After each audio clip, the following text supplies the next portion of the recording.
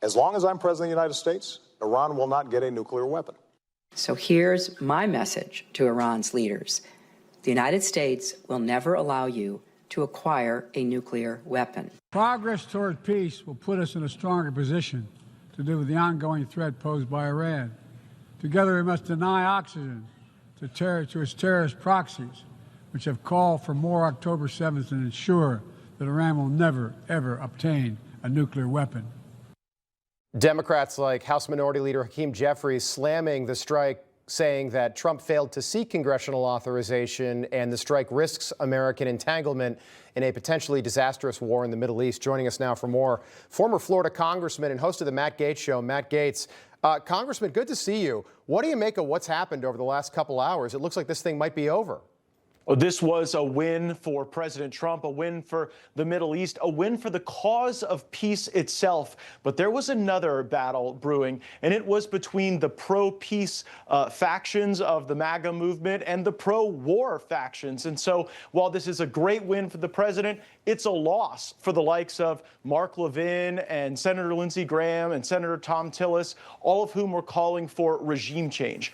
Regime change in Iran would be a terrible idea because there is no plan for what's next.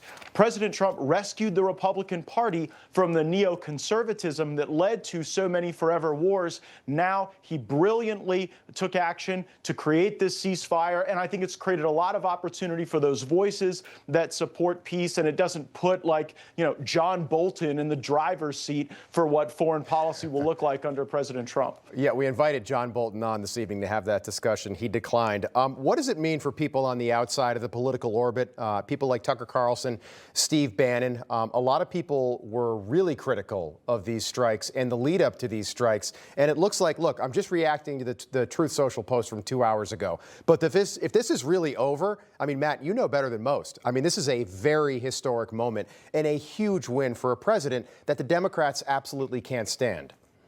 Well, they can't stand him, and they have a real problem with anti-Semitism in the Democratic Party.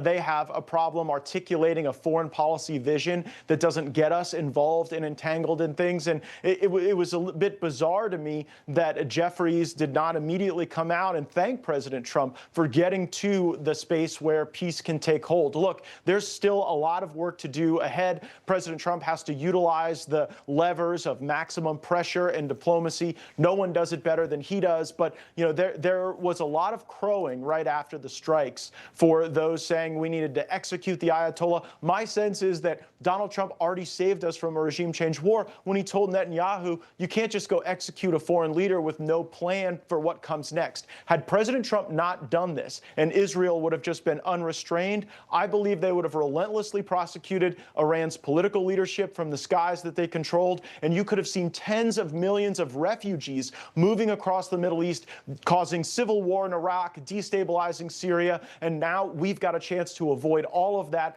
because of the strength and persistence of President Trump and his administration. That's such a good point. PBS, and the only reason I mentioned PBS is because this came from PBS, who doesn't want to lose funding, but obviously they're so far to the left.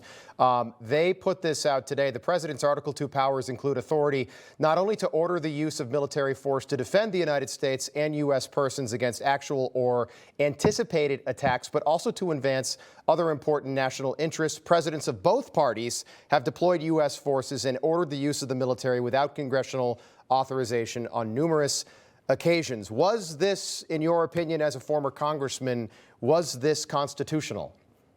Yes, because it wasn't some excessive entanglement for months or years. This was a force protection strike. This was a strike in self-defense in a lot of ways initially. Now, if President Trump or any other president wants to go and have war with Iran or any other country, I actually do believe that a congressional approval must be sought. But this is really like Soleimani 2.0. Rob, if you look at how the United States acted with precision, but then calling for peace after, if you saw the way we kind of did this theatrical dance where the Iranians got to lob some missiles in some empty sand and claim they were saving face. Right. It played out a lot like that. That could be the foreign policy doctrine that we utilize going forward, and it stands in stark contrast to the Boltonistas and the Bushes. Information. Truth is freedom. is Newsmax. It's real news for real people.